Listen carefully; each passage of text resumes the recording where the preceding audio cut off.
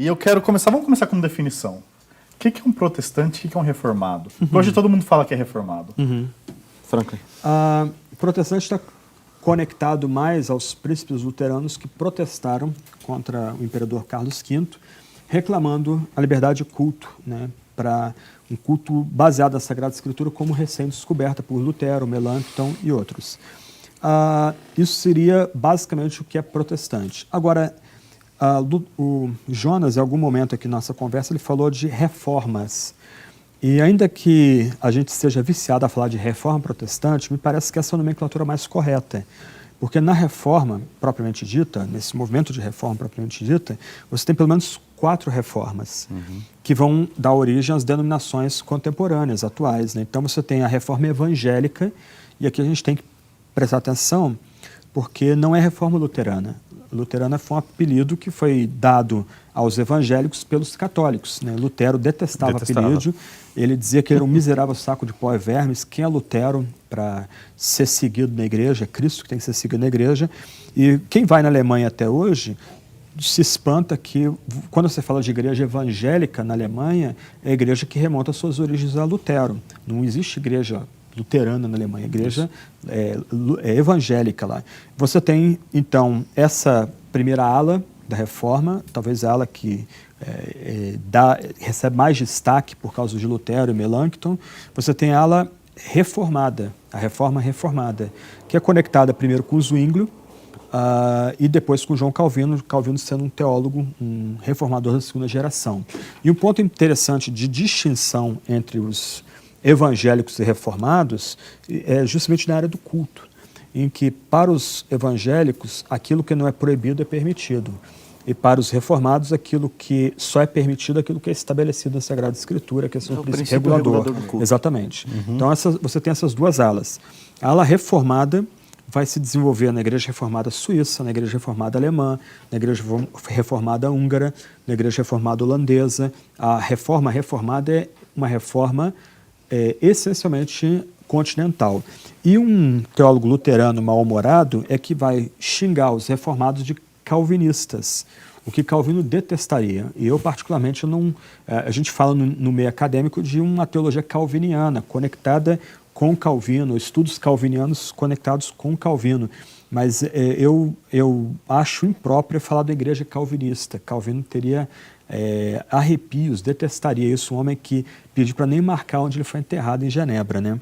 Então você tem uma terceira ala, que é a ala anglicana ou episcopal, que ela começa com as confusões, a bagunça amorosa de Henrique VIII, casado com a rainha católica, Catarina de Aragão, espanhola, e ele resolve se divorciar dela, porque ela já havia sido casada com seu irmão, Henrique VII, não conseguia ter um filho homem, isso era essencial para a continuidade do reino, então ele se separa dela e casa com uma jovem que é conectada aos reformados, já presentes na Inglaterra nessa época, e a partir desse segundo casamento, Henrique VIII rompe, ele tira a igreja da Inglaterra das asas, por assim dizer, de Roma.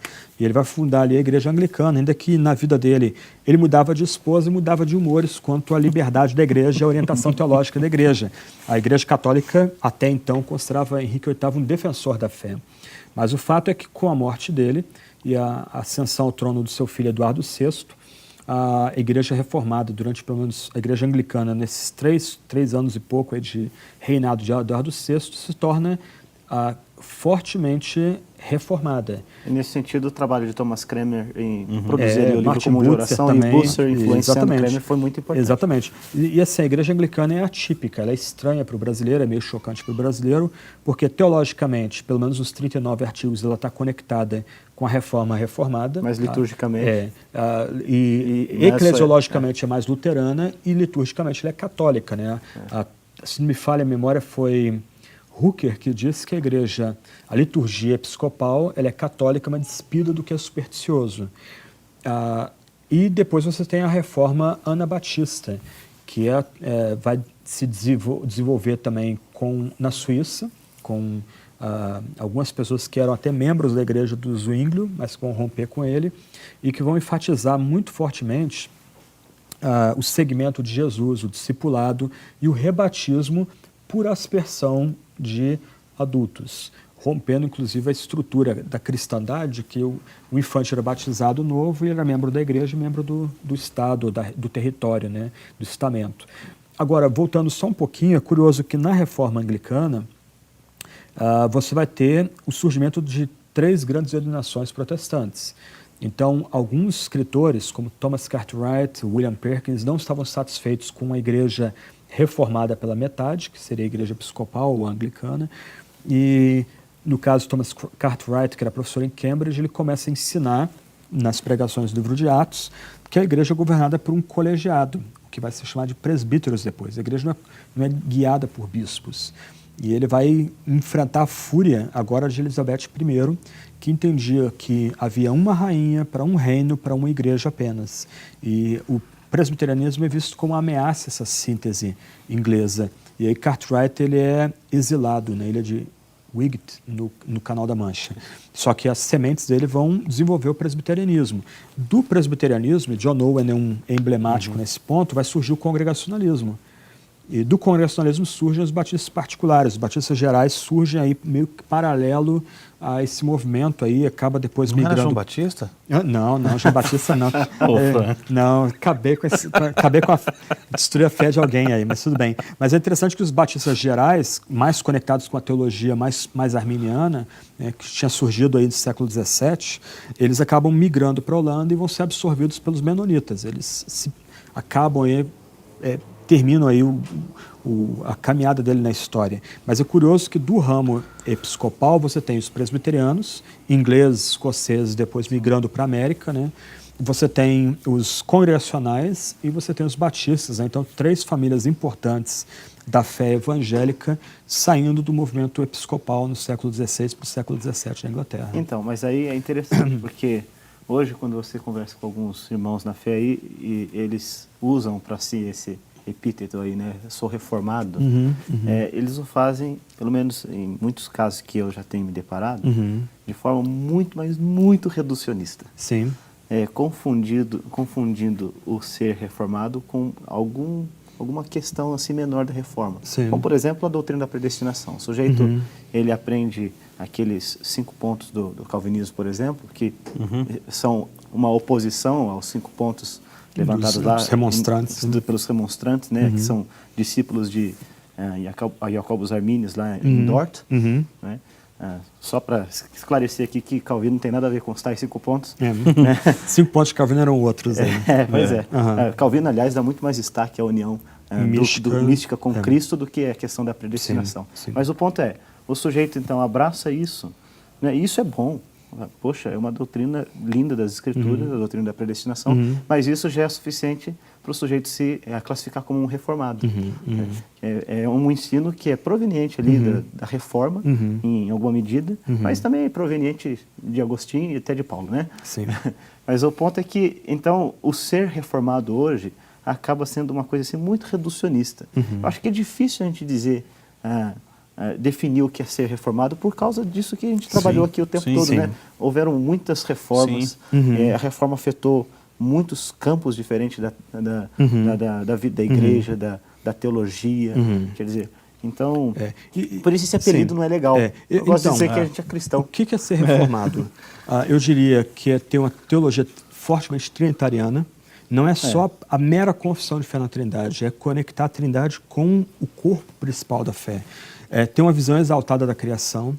A criação, mesmo caída, ainda há elementos de verdade, de beleza, de bondade nela, porque Deus, por meio do seu Espírito, a preserva, o Espírito da vida preserva esses elementos de beleza, bondade e verdade na criação. Por isso, você pega um Rembrandt, ele era reformado, você pega os quadros dele, são lindíssimos. São belíssimos. Você pega Johann Sebastian Bach, saiu um livro uns 10 anos atrás nos Estados Unidos, sobre Bach, mostrando como os temas do Catecismo de Heidelberg, né, a criação, A criação e queda, a redenção em Cristo Jesus, a vida no Espírito estão presentes em todas as músicas religiosas de Bach. Você pega a Handel inclusive também, na Alemanha dividiu, né? A parte com a Confissão de Augsburgo e a outra parte com a com o Confissão Catecismo de Heidelberg. Exatamente. Os E dois, Bach, só uma sim. curiosidade aqui, trivia, né, é que boa parte das composições dele tinham ajuda da mulher, né? Você Sim, sabe disso? sim. E é interessante que ele tinha todos os livros de Lutero em casa e os historiadores dizem que ele talvez tenha lido, se não leu tudo, Como que ele leu assinava? quase tudo. Só Deu Glória, né? Que Deu terminava Glória. os hinos dele, começava JJ e terminava SDG. JJ é uma invocação, Jesus ajuda. E os hinos, e até não só Bonito hinos, isso. mas, por exemplo, quando ele estava em Cotten, que era um território reformado, na Alemanha, os reformados usavam salmos no culto, o credo no culto, cantavam decálogo. Então, Bach não tinha muito espaço para compor música para o culto em Cotten. E o que ele faz? Ele compõe esse concerto de Brandeburgo, que é música para dança, para se divertir. Mas a música para dança e para divertimento também é para a glória de Deus em Bach, né? Então é interessante. Então o reformado ele tem uma visão exaltada da criação, ele conecta a criação com a majestade de Deus, com cuidado, com a preservação de Deus. Ele sabe que a criação geme como quem tem dores de parto, aguardando a revelação dos filhos de Deus. Só que do outro lado ele sabe que há um mal sem par opera no coração do homem. E isso é um contraste muito grande com as teologias de libertação e uma visão marxista do mundo em que o mal está no outro. O marxista se vê como detentor das boas intenções, o teólogo da libertação ele é detentor das boas intenções, o mal é externo a ele. Como que Pondé falou que a teologia da libertação era roubo do homem, a angústia do pecado. Exatamente. E o calvinismo, que isso não é distintamente calvinista, né? Isso vem de Agostinho.